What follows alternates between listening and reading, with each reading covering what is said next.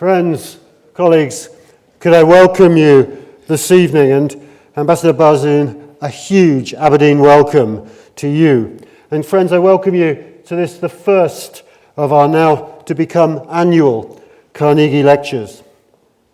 It is funded by a very generous donation from the Carnegie Corporation of New York, which was made to mark the centenary of Andrew Carnegie's death.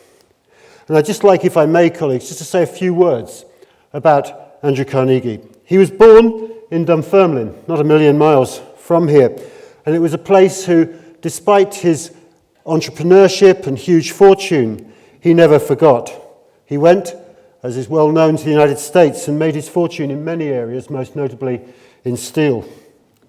But he was someone who believed passionately in the power of education to transform lives and of the benefits of literacy. Indeed, by 1911, he had given away fully $43 million for public libraries and over $110 million for other purposes. But in 1911, he still had, following the sale of his steel business, over $150 million. And I have to tell you, that was a lot of money in those days. And he didn't know quite what to do with it. So on the advice of his good friend, legal advisor, and indeed a Nobel laureate himself, Ahu Root, he decided to found the Carnegie Corporation. Why did he call it a corporation? He did so because, frankly, with all his other philanthropy and good works, he'd used up words like trust and foundation. And so he used the word corporation. And his vision for it was to promote advancement and diffusion of knowledge and understanding. He asked that the trustees who would be trusted with this funds should see that they did, quote, real and permanent good in this world, unquote. And again, and I quote, create ladders on which the aspiring can rise, unquote. This was a fantastic vision from a fantastic man. And when I read this, not only does, of course, it make us incredibly humble, but of course, it makes me think how privileged we are to have Ambassador Barzun here tonight. He is such a perfect person to give the inaugural Carnegie Lecture. Following his degree from Harvard and a number of other things, he became an internet pioneer. May I suggest that Carnegie might, in a different age, have been the kind of entrepreneur who would have been an internet pioneer. He was the fourth employee across the door at CNET Networks and served many roles there, including notably Executive Vice President and Chief Strategy Officer. He was responsible for one of their major successes, Download.com. And Ambassador Barzun, I suggest you have helped many people in this room with the fact that you were involved deeply with Shopper.com, one of the first internet shopping comparison sites. I have to admit it is used, or similar sites are used hugely in my family. But following this, he moved to, and amongst the first, to join future President Obama's National Finance Committee ahead of his initial election. And during the re-election campaign was invited to be chair, in the meantime having been the ambassador between 2009 and 2011 for Sweden. But I have to report also there are many similarities with Andrew Carnegie. When one looks at the social good that Ambassador Barzun has done in Kentucky, a patron and trustee of the Louisville Free Public Library Foundation, enabling people to be able to follow the absolute brilliance that literacy brings. The Louisville Public Media, Teach Kentucky, and something which we hold deeply here at Aberdeen, the Centre for Interfaith Relations. And then, following President Obama's re-election. He was invited, of course, to be the United States of America's ambassador here to the United Kingdom, and we're hugely privileged that you are here and that you have agreed to come tonight and give the first Andrew Carnegie lecture. Ambassador Barzun, may I invite you to give your lecture? Thank you.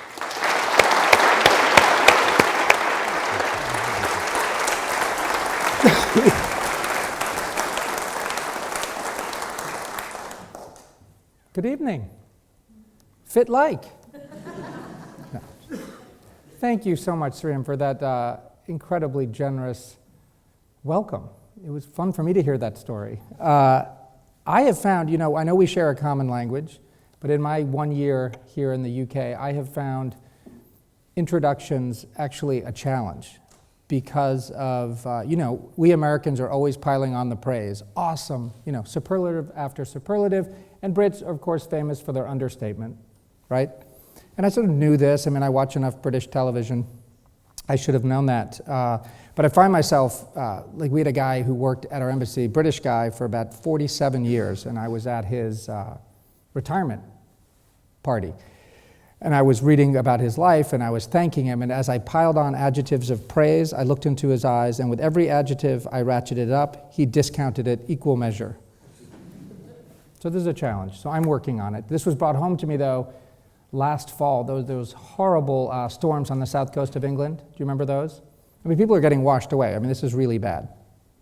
And I'm watching the BBC, and there's a weather reporter down there on the Brighton Pier, and there are huge waves crashing behind her. It's just mayhem. And she signs off, and she says, looks into the camera, is like, "This is Jane Smith from the BBC at Brighton Pier, where it is not overly safe." Who says that? Right? So anyway, as I reflect on this first year here, when I arrived, the government lost its vote in Parliament about airstrikes against the Assad regime after the chemical weapons use. Then we had the all-party talks in Northern Ireland, led by an American, Richard Haass, or facilitated by Richard Haass. And then in January, President Obama announced to my country and to the world significant changes in our surveillance in efforts to try to figure out how to balance privacy and security. And then in the spring, we all saw what Vladimir Putin did, violating the territorial integrity of Ukraine, annexing Crimea. Then we had the European elections, and then we had the NATO summit. Then there was a referendum up here, moving right along. Then, and then, of course, we had a vote in Parliament again, this time authorizing the use of military force to deal with the atrocities in Iraq that is being wreaked by ISIL. So I will practice my British understatement by saying that my first year has not been overly dull. And so there's been a lot to work on and to think about and to learn from. And what I'm hoping we can do today is I'll share some of my thoughts on the big issues we're dealing with them and how we're dealing with them, and then we'll have a chance to open it up for more of a discussion. Now, you did a great job. It is hard for Americans to understate or even overstate what Andrew Carnegie has meant to our country. And he's known, I think if you asked Americans, they would of course know about the corporation and the amazing work that they do in America and all around the world, but they would probably say libraries, right? That's the big one. And I got to go to Dunfermline last month to go see where it all began, but I didn't have to go that far afield to see the impact, because right across the street from me, literally in Kentucky, is a library that Andrew Carnegie built. He built 1,689 of them in America. Think about that. Now, interestingly, the one across the street from me is no longer a library. It got converted a couple years back. It's an office for a bunch of lawyers. And in fact, I did a little research. It turns out that nearly half of Carnegie's libraries are no longer serving that same purpose. And this is not the place for us to get into a debate about libraries and their roles in modern society, except that it points to a larger trend of we're going through lots of times of change, I think. And we know that technology is changing how people get information, where they get it, on the one hand, but on the other hand, we know that talent tends to be spread evenly, but opportunity and access isn't spread evenly. So we have to figure out new ways to do this. But I don't want to talk about libraries tonight. But I think it does point to the fact that these times of change can be really disorienting. And you can think back, and it probably never was all that organized, but if you think back to the Cold War or even the age of imperialism, you can think that there may have been a lens in which to look at the complexity of the world in a simpler way. I don't think we are in one of those times. And when you're feeling disoriented about the global order, it gets right to the heart of what we care about, which is our security, and feelings of confusion can become even stronger. And I would like you to just quickly reflect on the headlines that you have read over the last month or two. Now think about what has been front page news, not just the referendum, but all the other things too. And Roger Cohen, I don't know how many of you have read Roger Cohen, but he's an excellent columnist for the New York Times, actually based in London, and he wrote an article, and I think it gave the clearest articulation that I've read about this unease. He wrote it about a month ago, a few days before the Scottish referendum, and he said it, his rhetorical device was setting it in the future, looking back at today, and trying to explain it. And he called it the Great Unraveling, the Great Unraveling. And his device is to say it was a time of X, it was a time of Y, it was a time of Z. And I just want to quote from it a few samplings. It was a time of beheadings. A Muslim with a British accent cut off the heads of 2 American journalists and a British aid worker. It was a time of aggression. The leader of the largest nation on earth, and he means Russia, pronounced his country encircled, even humiliated. He annexed part of the neighboring country, the first such act in Europe since 1945. It was a time of weakness. The most powerful nation on earth was tired of far-flung wars. Civil wars between Arabs could fester. Like Europe's decades-long religious wars, these wars had to run their course. It was a time of fever. People in West Africa bled from the eyes. You get the picture. And it's a pretty vivid one. And I remember reading it and sort of nodding my head and sympathizing with whatever he was feeling that made him wrote about this great unraveling. Of course, I disagreed with his assessment of the United States being weak, but I'll get to that later. But I'd be willing to bet that everyone here in this hall today has at least at some time had some part of those feelings recently. But it is not all doom and gloom. And as I sat there, I couldn't let it alone, and so I started to write a response to him. I ended up not actually sending it to him, but I thought I would share what I jotted down that night. Because there is an alternate vision to his unraveling, and I'll just give you, I'm going to borrow his style here for a second to make the point. It was a time of leveling. Extreme poverty has halved since 1990. Global primary education for boys and girls became equal. It was a time of enduring. The number of deaths among children under 5 was cut by half since 1990, and that means that nearly 17,000 fewer children die each day. And mothers are starting to survive at nearly an equal rate. It was a time of flourishing. Malaria deaths dropped by 42% since 2000. HIV infections were declining in most regions too. It was a time of strengthening. Africa rose above the poverty line for the first time. Tens of millions were lifted out of poverty in China. The debt burden on developing countries dropped 75% between 2000 and 2014. It was a time of healing. The ozone layer began showing signs of recovery thanks to years of coordinated and constant global action. So I think that my account there is completely true based on the data, but admittedly it is a sweeping, generalized narrative that leaves a whole lot of things out. But no less so sweeping and generalized and leaving things out than Roger Cohen's. But I am not making the case here tonight that my version is a truer picture, because I think that would ignore the significance of those issues that Roger Cohen raised in his article. ISIL, Putin's aggression in Ukraine, Ebola. And he didn't mention it, but I think we should add it to our list, climate change. And if you combine all those four things together, I think what they have in common is the fact that all these things are changing, and they're changing really quickly. And it is in this context that I kind of want to get to the central idea that I want to discuss with you.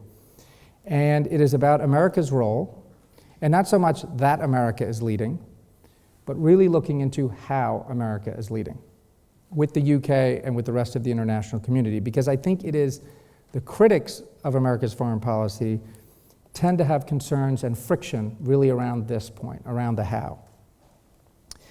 And you see it in the wish for a grand master plan. And in fact, if you think about Cohen again, there seems to be a hope for re-raveling the world. And I don't think that's a particularly, I understand why people might want that. I don't think it's very compatible with these actual times we live in, some grand narrative. I think what we're dealing with in those issues demands an approach that can manage all this uncertainty and this flux that we're seeing. And a grand master plan, although tempting, might sort of temporarily satisfy our emotions, but I don't think it really actually addresses our challenges. Vladimir Putin seems to have a grand master plan, and it may briefly boost his approval ratings back home, but is it really solving Russia's problems for the long run? And do we really think that's making Russia a greater nation? Do we want more of that? And the approach that America has taken under President Obama does not have an easy label. It's not a grand master plan in that sense. But you will not be surprised to hear that I think it is exactly the right approach for the times that we are in and how to manage this change. And it's a deeply American approach with Scottish roots. Here we are, we're in Scotland.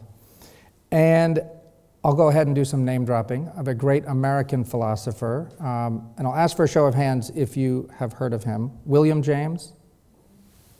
How are we doing? Okay. Sometimes known as the brother of the slightly more famous in some circles, Henry James. How are we doing on Henry James, the novelist? Okay, I thought so. Well, one of my jobs is to try to get William James to be as well known as his brother, but that's for another time. So he's William James, and I am no expert, although I did write my senior thesis as an undergraduate on him, and my grandfather Barzun actually wrote a whole book all about him. And so he's an American of Scots-Irish descent, and he popularized a strain of thinking that is very much, I think, part of the philosophy that is going on and really needed right now. Now, he happened to be an exact contemporary of Andrew Carnegie, almost exactly their dates of birth and death, and he considered himself an intellectual heir to David Hume. And James, writing at the time, he's writing late 1800s, early 1900s, and he is frustrated by the two extremes that he saw and that he observed in modern thought during his day. And he actually summarized this, and one of his many books that are still in print are based on the Gifford Lectures that he delivered. And I know Aberdeen has hosted the Gifford Lectures, I think 44 times in its history. This particular one, when he came over, was down in Edinburgh, but we'll forgive him for that. And so on one extreme, James saw airy abstraction, theories, master plans, concepts of existence threaded together with long strands of logic and words and capital letters, but with very little regard for the concrete facts of experience in real life. And on the other extreme, he saw mechanized materialism, sort of scientism, a laboratory approach that thought that somehow you could isolate the essence of humankind in neat and tidy experiments. He thought both of those were not the right way and didn't ring true to life how it's really lived. And they didn't account for the flow of life as he experienced it. So he popularized another way of thinking about the world, and this really very much came out of America's sort of post-traumatic response to our Civil War, and it's called pragmatism. How many of you have heard of pragmatism? Okay, great. So pragmatism, with a capital P, takes on an observant, evidence-based, case-by-case view of the world. It accepts and appreciates a pluralistic landscape with a lot of variation and something new always around the corner. It asks us to comprehend things by what they do and how they pay off in the world. It accepts change, and what works today might not necessarily work tomorrow. It also makes room for democratic free will and human progress. That belief in change can lead to action for change. James' poetic term for all of this was the will to believe. It is too bad that the word pragmatism, as it's actually sort of commonly used in the articles we read, really has lost most of this meaning. And now it is sort of delivered and taken as kind of a code word for lacking principles, ends justify the means, cynicism. But that's not at all what he meant. And in fact, the subtitle of his famous essay, Pragmatism, the subtitle was A New Name for Some Old Ways of Thinking. And he didn't just trace it back to Hume, but to the Bible. By their fruits ye shall know them. And when President Obama articulated the United States military strategy last spring at West Point, I heard him speaking from this same American with Scottish roots strain of thinking. Just because, he said, we have the best hammer, he was talking about the military, just because we have the best hammer does not mean every problem is a nail. And this approach has been paraphrased succinctly as don't do stupid stuff. Don't do stupid stuff. And at the same time, President Obama asserted that being realistic and adaptive does not mean, and this is the important bit, does not mean that we forswear our belief in building a better world. And here's how President Obama put it that day last spring. Quote, ultimately, global leadership requires us to see the world as it is with all its dangers and uncertainty. But American leadership also requires us to see the world as it should be. A place where the aspirations of individual human beings matter, where hopes and not just fears govern, where the truths written into our founding documents can steer the currents of history in the direction of justice. President Obama was elected to bring much-needed change, and he has delivered on that promise. But he has also proved himself, I think, extremely adept at handling change. His ability to do so, making America more flexible, more nimble, more creative in our response to global threats, has made America and the world a safer place. And I'd like to touch back on those three examples I raised at the beginning. Let's think about ISIL. Together with our international partners, the U.S. is now building a coalition of over 60 countries to address it. The military piece is a part of it, but it's not just military. It's stopping the flow of funding, the flow of fighters, and ultimately the flow of fanaticism, all the while dealing with the humanitarian crisis that's going on there. And for the first time in 68-year history, I did not know this, in 68-year history at the United Nations, at the Security Council, they've only done it 6 times in their history, but the first time a U.S. president ever called a special session, and he did this last month, specifically on this issue of foreign fighters, because 80 countries have unwittingly, folks from 80 countries have gone to join the fight there, fighting for the awful black flag of ISIS.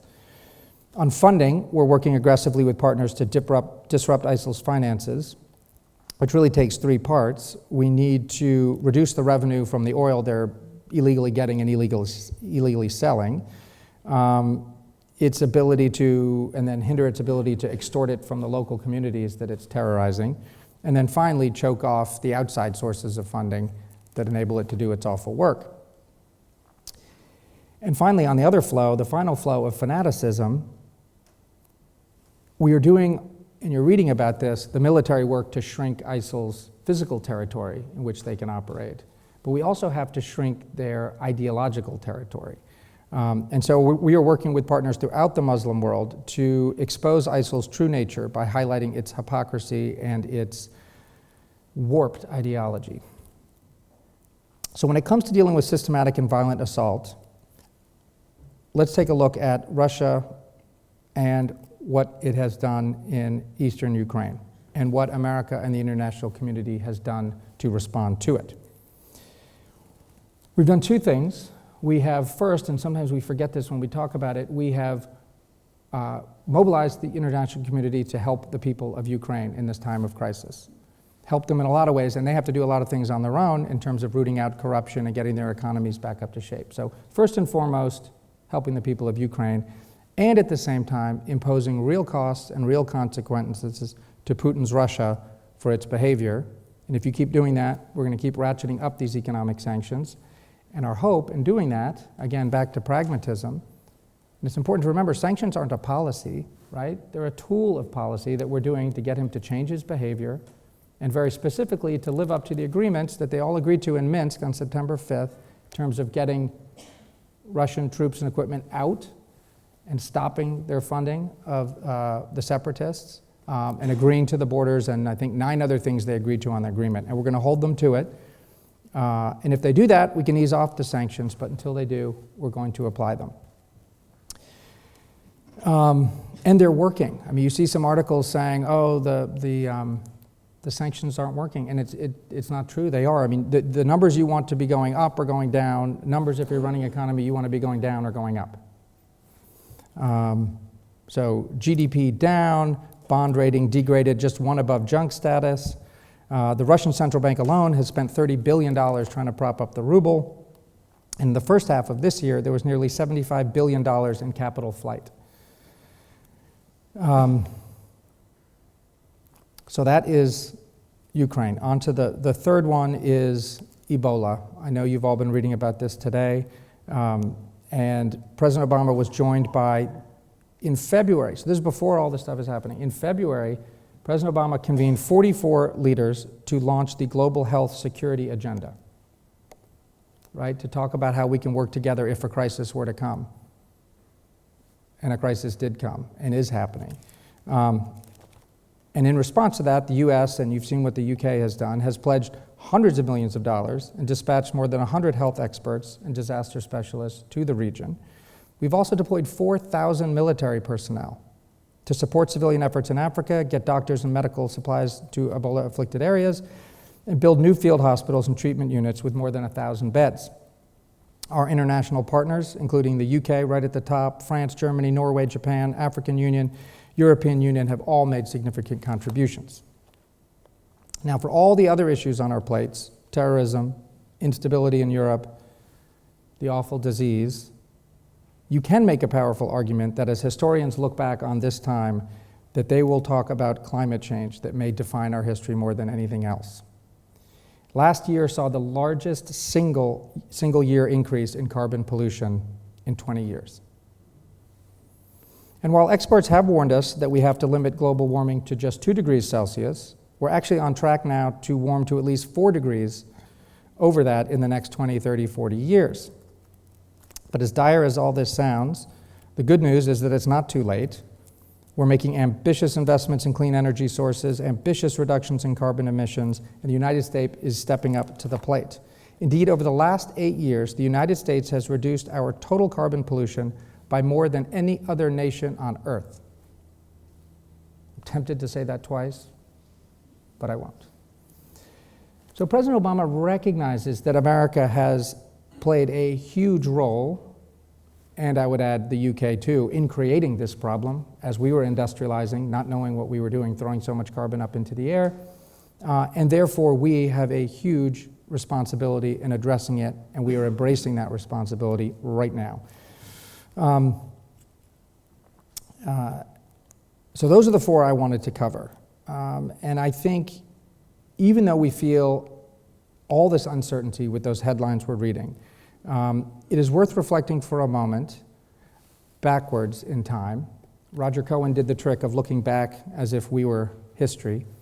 Let's look back at history. Now this year we're talking a lot about 100 years of commemorating World War I. We talked last spring, we talked 70 years of fighting together on the beaches of Normandy. Next year we're going to get into this 800 years of Magna Carta.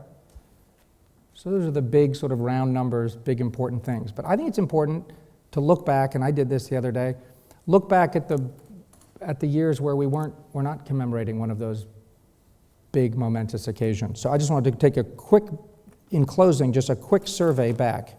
50 years ago, Nelson Mandela was sentenced to life in prison. The US Congress effectively declared war on Vietnam by approving the Gulf of Tonkin Resolution. China detonated the first atomic bomb, and Khrushchev was deposed in the Soviet Union. 40 years ago, Richard Nixon resigned in disgrace as President of the United States after the Watergate scandal. America was still in Vietnam. And as a nation, we were experiencing unprecedented levels and really a crisis of confidence. 30 years ago, Indira Gandhi was assassinated. 2,000 people were killed after a toxic leak from the Union Carbide plant in Bhopal, India. 20 years ago, Serbs attacked Sarajevo. Hundreds of thousands of people died in the Rwandan genocide. US troops were still deployed to the Persian Gulf. Russia troops were in Chechnya. So while it's true that our time of decentralized power and asymmetric warfare and cyber threats are unfamiliar, they are unnamed and unnerving, we remember that the world rarely gives us its problems and its challenges on a civilized schedule. But we have a choice.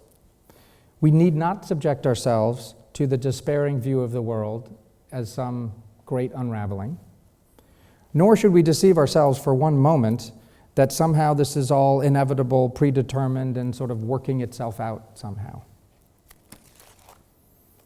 Instead, with each of the four issues I talked about earlier, you see the United States and the United Kingdom acting now, acting together, acting with all the tools, not just military, all the tools we have, not just hammers, but importantly and finally, acting with the will to believe that they can and must make a difference.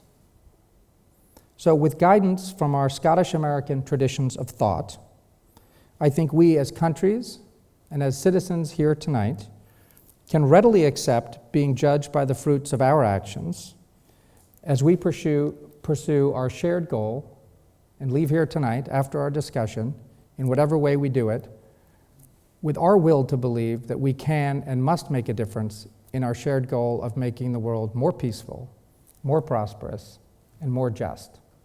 Thank you.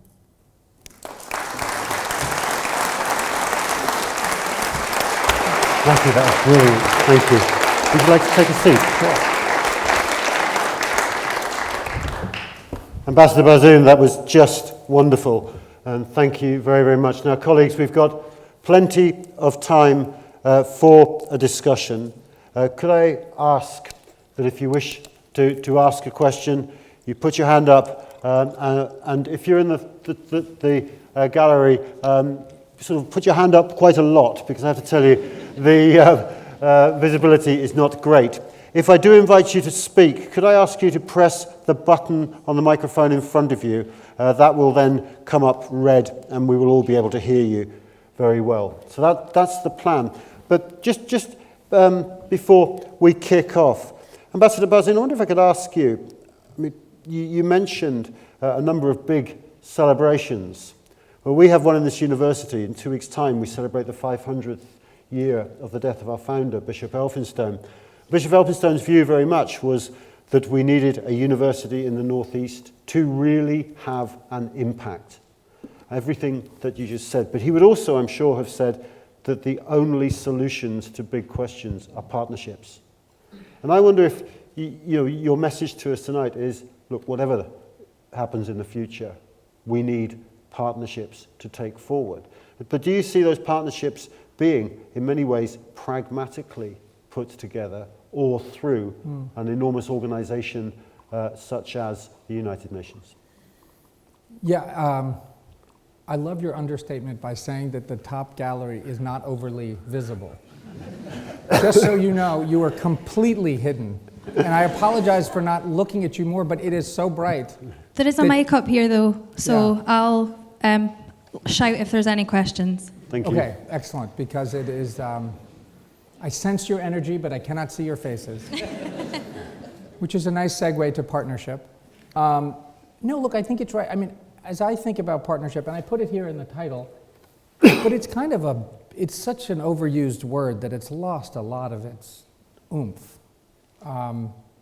And I think about, I mean, it's a bit like friendship or like happiness, that at its best, and you think about the US and the UK as these great friends, as countries, you usually become friends because you've worked on something hard together. It's a byproduct of it. And it's actually kind of creepy if you show up and someone's like, I want to be friends. I mean, that sometimes it works that way. My experience, not very often. It's like you're shoulder to shoulder doing something hard, and at the end of it you look back and you think, wow, that was good. And so I think if you pursue sort of partnership for the sake of partnership, it's like pursuing happiness, you probably are guaranteed not to get it. So that's where I think the pragmatic test, it's like we have a shared concern. I mean, you think about the group that's addressing ISIS, that got together at the United Nations. I mean, they're not doing it because they like America or they like the UK and want to make us happy. They do it because they see a real shared threat that is, you know, and they think teaming up with us will make a practical difference to them being safer or more prosperous. And I think we shouldn't shy away from that definition of partnership and not just have it rely on a bunch of goodwill that we've accumulated together as countries, because the reason we accumulated that goodwill is we did really hard things together. Thank you very Not much. because we were nice to each other all the time. Now, colleagues, please. Hello, thanks, Ambassador, for the talk. I'm just curious about what a pragmatic approach would look like in cases where seemingly you have intractable problems. For example, take the Israeli-Palestine conflict, where different approaches have been tried over, 5 decades now. So what would a pragmatic approach look like when, for example, right now, there is no realistic sense that there can be a two-state solution? So what kind of approach might work in a place like that? Thank you. Well, I think on that one, I mean, you've seen it now. You saw Sweden, the new government in Sweden was the first European country to recognize Palestine as a state. I think it's actually a good test of pragmatism.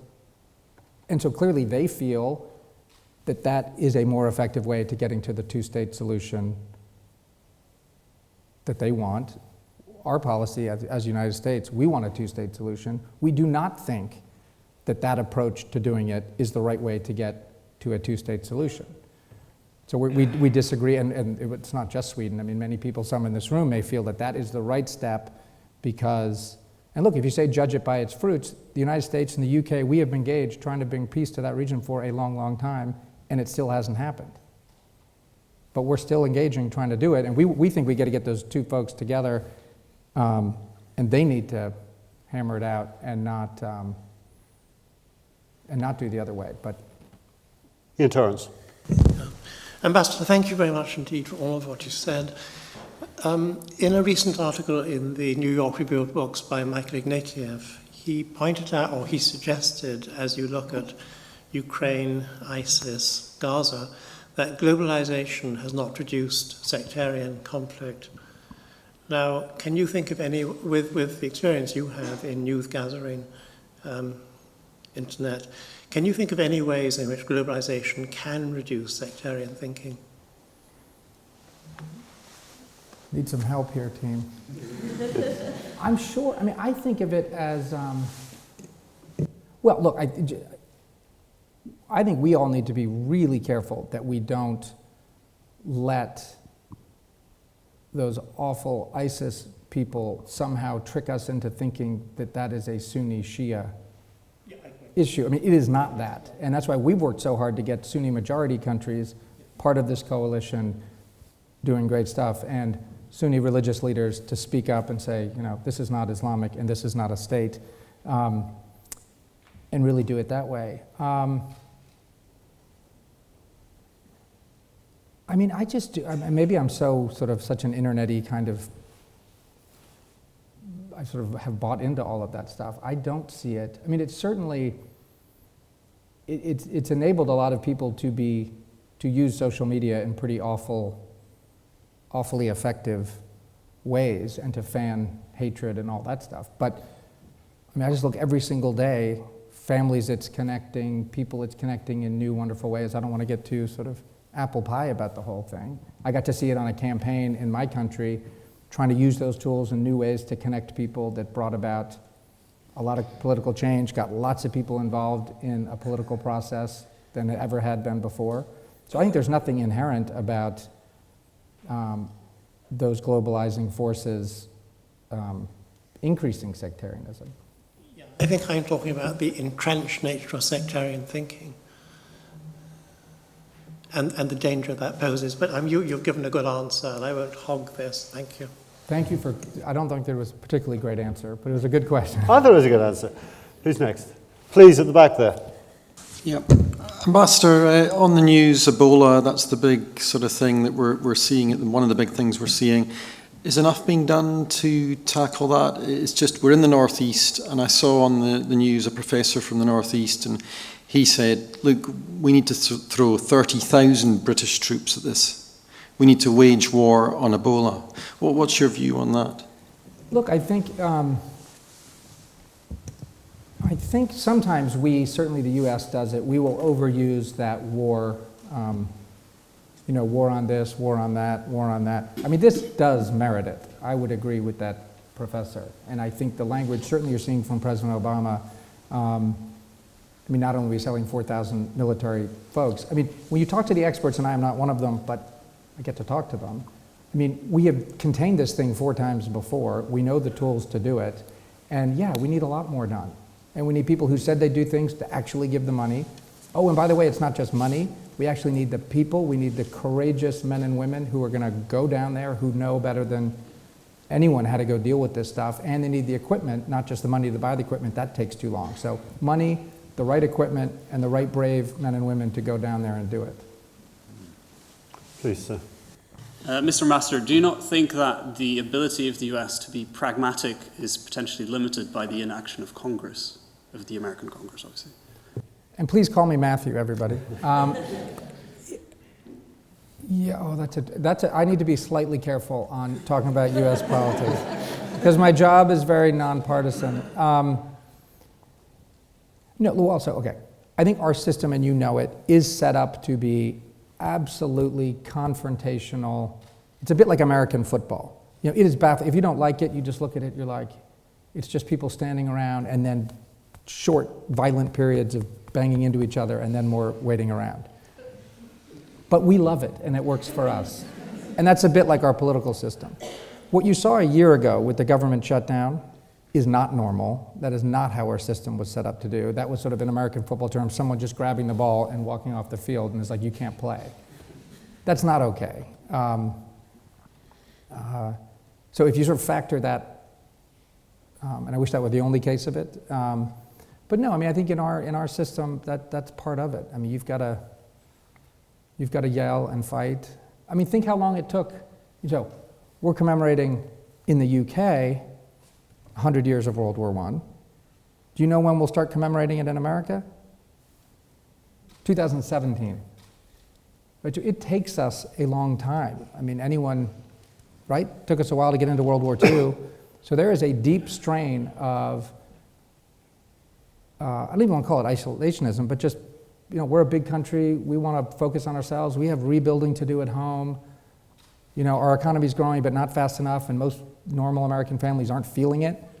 So we got a lot of work to do at home, and President Obama, in the face of that, is trying to say, I know, I get all that, and we have to stay globally engaged, because if we cut ourselves off, we aren't going to be safer, and we're not going to be more prosperous.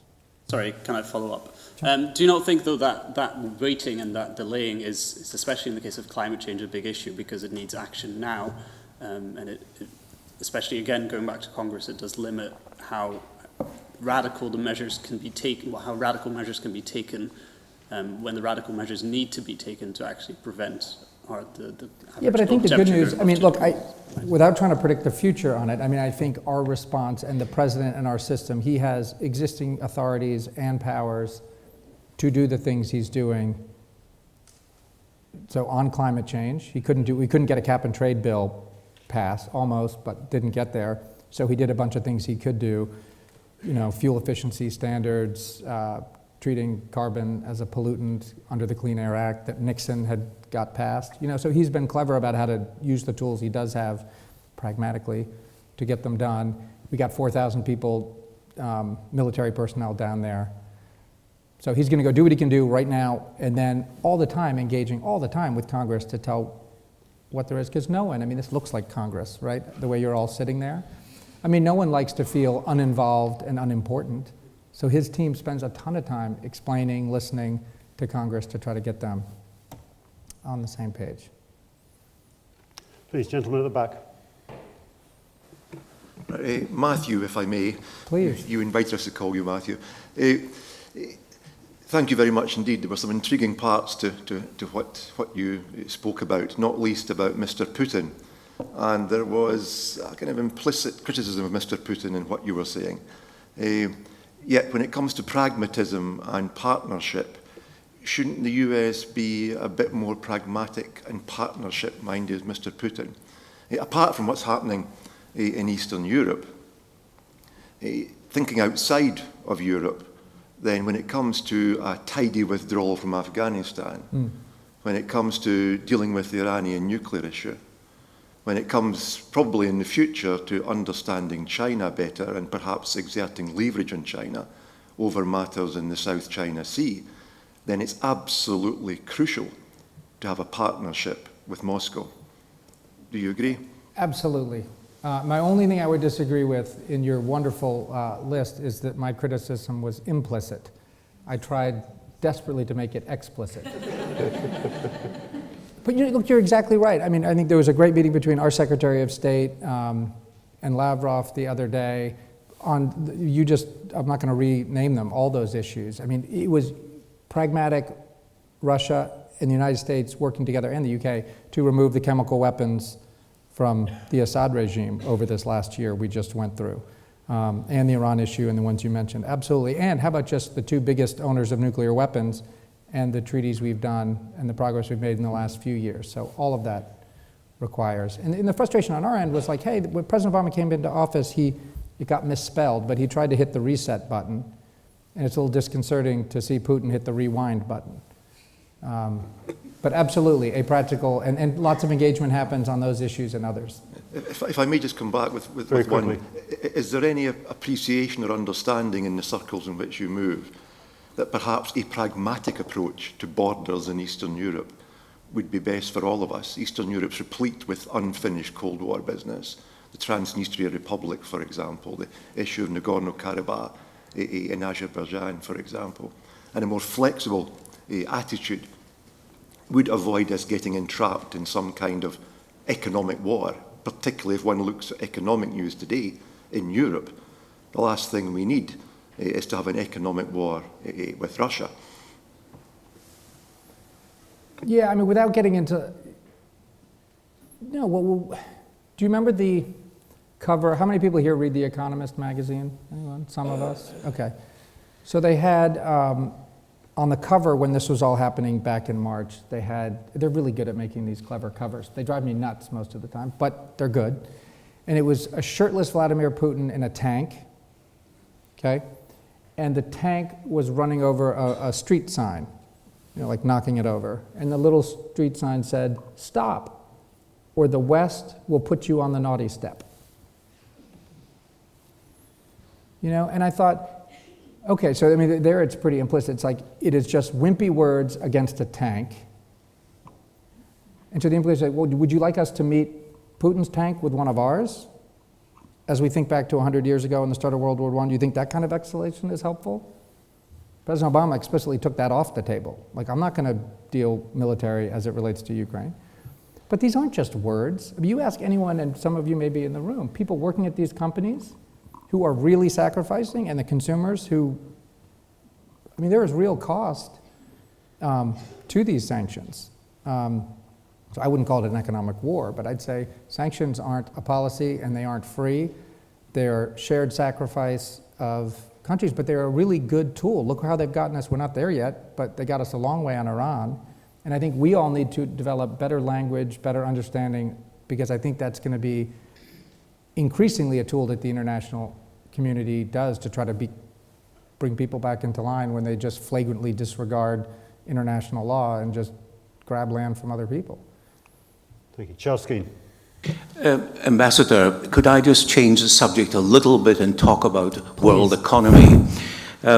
You probably, or you may or may not know, but fracking started, I think, in Scotland many years ago by a man who became known as Paraffin Young. Now, what has happened recently is the world economy is changing because of the amount of oil that America is getting out of fracking in America, and the price of oil has dropped from 2 years ago, $125 a barrel, I think it is, down to something like 88 2 days ago. Now, Aberdeen has been remarkably successful over the past 40 or so years because of the oil, North Sea oil, and we have a huge industry based on here. However, if the price of oil continues to fall, it is going to create havoc in world economies who have got used to high prices of oil, and is going to change the power of America, which is now currently self-sufficient, in Saudi Arabia, which has made so much money in oil over the years. Are there any estimates as to how much oil is going to come out of America through fracking and what that might do to the oil price in the long run? I will give a very honest, I have no idea on the very important final part of your question in terms of projections, not my area of expertise. Although I'm sure you all know that famous quotation from the Saudi oil minister in the 1970s, whose name I cannot remember. Was that right? Do you remember the line? So he says, basically like the Stone Age didn't end for lack of stones, the Bronze Age didn't end for lack of bronze. Guess what? The Petroleum Age is not going to end because of lack of petroleum. Something better will come along, right? And that's why I think as much as, you know, here in Aberdeen and back home in America, clever, incredibly clever uses of how to go get more of this finite resource out of the ground is a good thing. I think just speaking about fracking in America, it's very contentious politically, but like, my goodness, we sent someone to the moon. We should be able to figure out how to do this and not pollute the air we breathe and the water we drink, and shame on us if we can't figure that out. Please. When talking about partnerships, you actually didn't mention about the United Nations.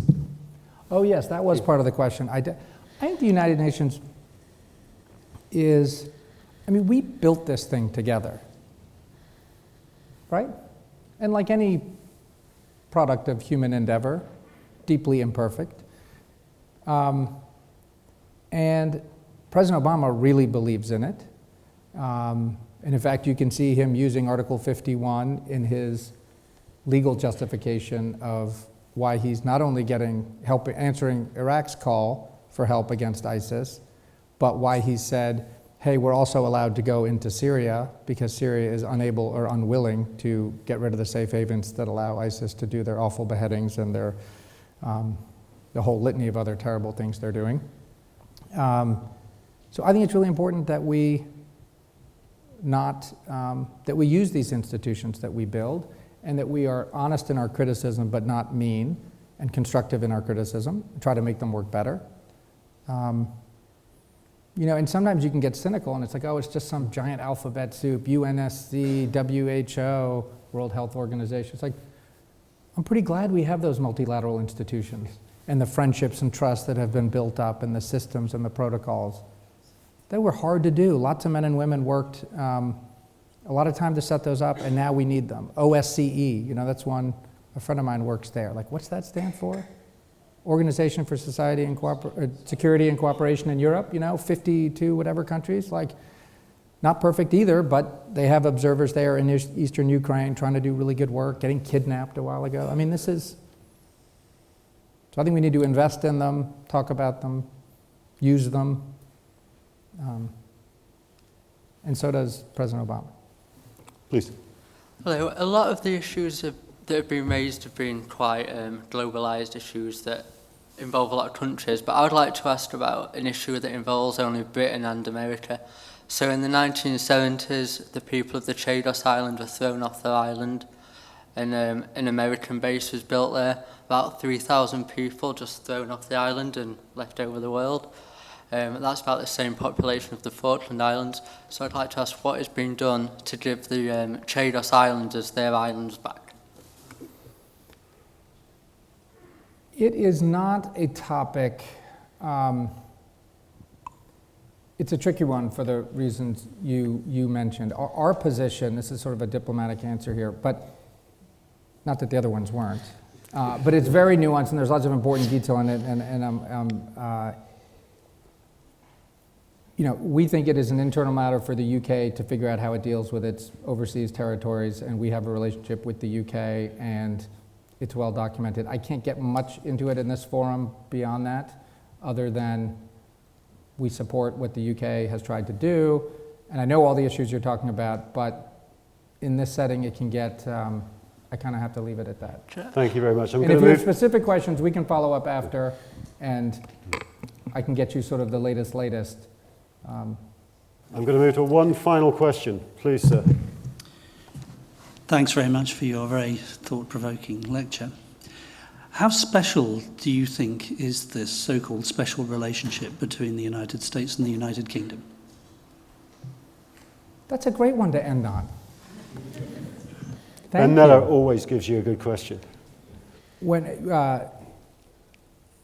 it had been announced that I was going to come take this job summer before last, but I hadn't yet gotten through our Senate confirmation, so I was sort of waiting around, I got a number of emails from good British friends of mine, American friends of mine, who just said, oh, please don't be one of those people who falls in the trap of talking about the special relationship all the time.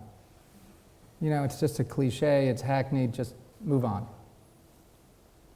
And so I was inclined to, I like to listen to advice, so I tucked that away, got over here, and within about 2 weeks, I just thought, they're wrong.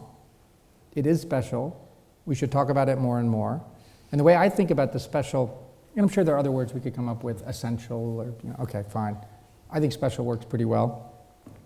Coined, as you know, in 1946 in Fulton, Missouri, by Winston Churchill, the same speech he did the famous Iron Curtain remark. The way I think about, so I think it is special, and one of the things I do, and I'm doing it tomorrow, and I'm doing it every place I go, is I go out and talk to sixth form college students all around the UK.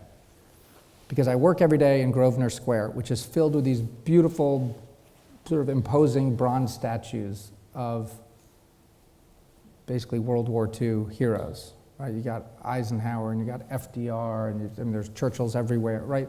In fact, in my office, I walk in, there's a huge, wonderful oil painting of Winston Churchill. And I am so grateful for the work that all those people did. It is amazing, but I am concerned we can't be nostalgic and just always look at those bronze statues and just sort of assume that this is going to keep coasting. Because I'm sure we could coast for a while just on the residual goodwill that's out there. But, if you read that same speech, if you read why Winston Churchill thought we would always be really close, there's some sort of, and look, he was writing in 1946, but there are some assumptions about race and language and culture that are no longer true of America, increasingly not true of the UK. We have a wonderful changing diversity that he was actually not, at the time, it was more diverse than he was giving it credit for. So we shouldn't think, oh, we speak the same English language, oh, we were all related to each other way back when. That is every month. We have 50,000 new Hispanic voters a month in America. So that's not true of them. So it's much more of a values discussion, and it's a values discussion around active work we're actually doing together. The men and women helping to go fight Ebola together, or working together on sanctions against Ukraine, or just working for great companies here in Aberdeen and going back and forth. That's how it's built up, I think. And one final thought on the special relationship, as I think about it, because I still have lots of skeptics, just people like, yeah, I don't buy it.